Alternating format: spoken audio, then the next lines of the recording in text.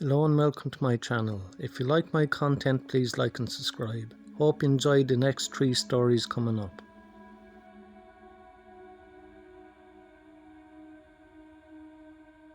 In January, I went to Washington DC with some very close family friends.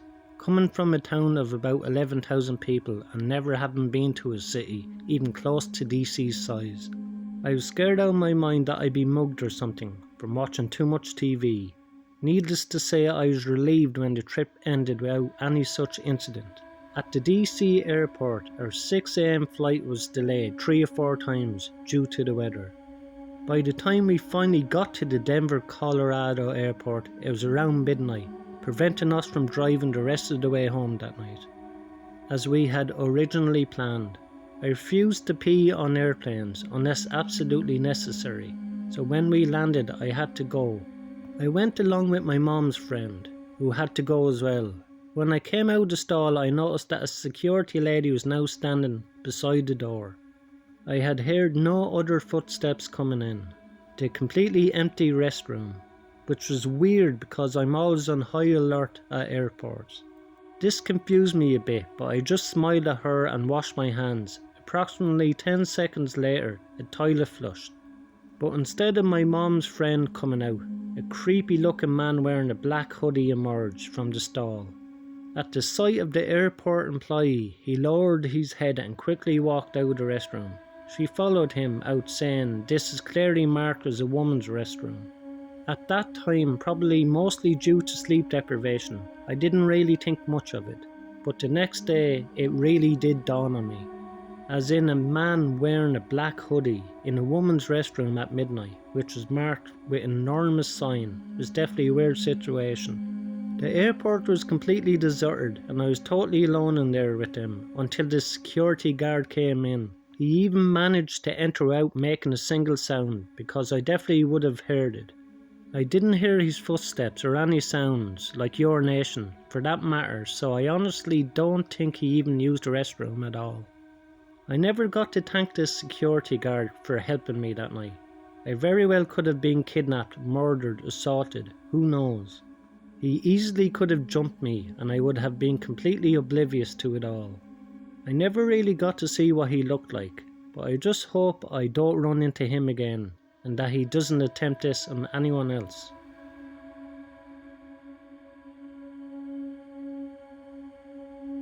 So I take my dad's ashes up to the Glacier National Park every year. I lived in Colorado when this happened, and I was headed south through Idaho after I had visited Montana. My car broke down in Salmon, Idaho, and a nice man helped me out. I was headed through the mountains to Boise to visit a friend. It was about a 5-hour drive before I entered the truly mountainous section of Idaho. I saw a hot spring on the side of the 2-lane highway along the Salmon River, so I decided to take a dip in to relieve some of my stress from the car issues earlier. The hot spring had a bathhouse up at the top, near the road, and a wheelchair ramp that went down to the area near the springs. On the side of the river, people had created little bath-shaped sections in the river that were separated by river stones, so you could actually sit in a spot that was shaped like a hot tub, because it held water from the hot springs while the river rushed over it. I was completely surrounded by huge mountains and it was a really cool sight. I got out of my car and headed down to the hot springs, taking my dog with me. It was starting to get dark, but I wasn't planning on staying too long anyway. Every half hour a car would pass by, so I was pretty much alone, knowing that there wasn't anyone around. I took off my shirt and hopped in. When I was sitting in the hot spring, I noticed the car approaching in the distance. It pulled right next to mine, directly in front of the bathhouse. It was a truck. There were 3 men inside. Seemingly one man got out of the driver's side and the 2 men got out of the passenger side. They moved without qualms and they were all covered in heavy black gear. They looked like hunters. I couldn't see the expressions on their faces, since they were still a short distance away. The driver started heading down the wheelchair ramp towards me with no hesitation, taking big and long strides. That's when I recognised that something seemed off. The two passengers from the other side of the car headed down the steep bank along the wheelchair ramp, taking a shortcut. So I was stuck in between both parties, hastening. I hid and dressed myself underwater as my dog growled at them. I've only heard him growl all of twice in my life, and this was the second time. The driver kept on walking towards me, then stepped out onto the rocks in the river, continuously approaching me even though he was covered in heavy gear that could get him waterlogged if he fell in. The other two passengers from the side of the car were also walking out on the rocks, directly in front of me. The driver got so close that I had to grab my dog before he lashed out at them. I was freaking out. The man was walking out onto the stones directly towards me. I grabbed my phone, my keys and my clothes, then dragged my dog in between the two parties. My heart was in my ears at this point. However, the driver didn't stop. He turned around very quickly, making an arc, and was coming directly towards me again, still taking big strides while the passengers continued approaching me as well. I was completely trapped in between them. On a whim, I ran up the bank, dragging my dog by his collar, all the way into my car. The only way that I could get into my car without them grabbing me was by throwing my dog into the back and lunging myself into the passenger side door of my car. I threw my keys into the ignition and turned it on, right when the men were walking up between my car and their car. When I saw this, I hit the lock button on the door right away. Before anything else happened, or before I could even see their faces, I ended up throwing myself into the driver's seat. Reversing my car and hightailing it out of there, I drove for about 20 minutes down the road until I crossed the river on the bridge and hid my car behind a bank near other campers. It was well hidden from the main road. The campers were looking at me, wondering what was going on. I sat there and waited for about 10 minutes, and lo and behold, the same truck slowly drove by. They were definitely looking for me. I managed to wait another half an hour and then drove up the mountains to Boise, where I finally made it into safety.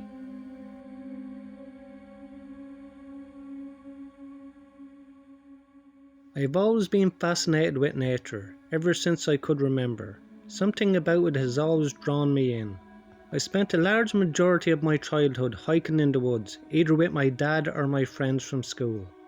During the summer, going into my sophomore year in high school, I was planning on trying out for the soccer team in the fall, so I found jogging in the woods to be a great way for both conditioning and for my love of nature.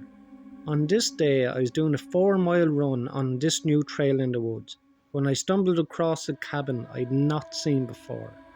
I was perplexed to see it because it was located in a remote part of the woods, far away from any roads. It was a small rustic cabin with a tin roof and faded wooden walls.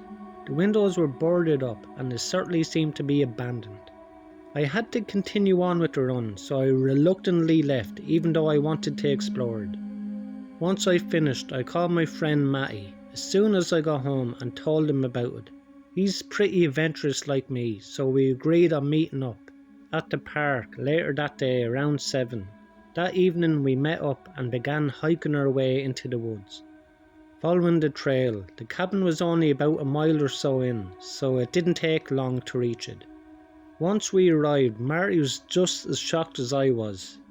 We circled around the property looking for any ways to get in. The front door was locked, but one of the boards over the windowsill in the backyard was not nailed in. Marty entered through the window first, and I closely followed behind him. As we stepped inside, it was apparent that nobody lived there. The air was heavy and still with a damp, musty smell that almost made it hard to breathe. We started to explore the cabin, peering into each room and corner.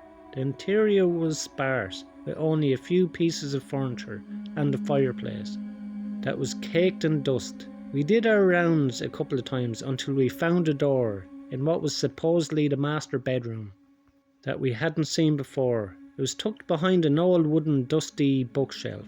It was definitely strange, but our curiosity was high. Marty opened the door and shined a flashlight inside to reveal what looked like a walk-in closet. Several rustic coat hangers were suspended from a wooden bar, but there wasn't any clothes. Suddenly, Marty screamed right next to me, which almost sent me flying through the wall.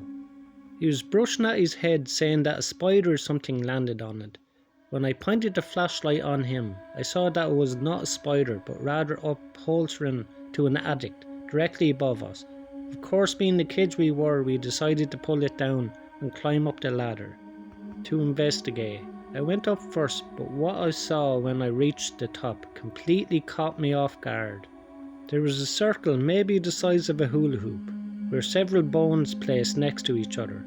I told Marty to check it out, and he reached the top of the ladder behind me.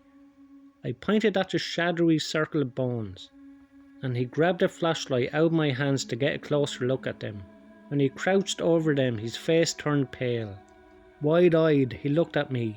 "Dude, these are human bones." Taking no time, we both scrambled down the ladder and ran out of the cabin as fast as we could. We didn't stop until we got to my house, where we told my parents and called the police to investigate. The investigation that followed uncovered a sickening truth. The bones that were found were indeed those of humans, which is dating back several years, and some as early as the past few months. It was ruled that there definitely was an active serial killer in the area, but the police had no idea who it was. From that day on, I never took that trail again, and completely avoided going to those woods unless I was with a friend. No further reports have been made, which is good, but the person who carried this out has still not yet been caught. Thanks to everyone who likes, subscribe and commented on my videos. I really appreciate it. If you enjoy these 3 stories, you will enjoy the next 3 stories in the box above.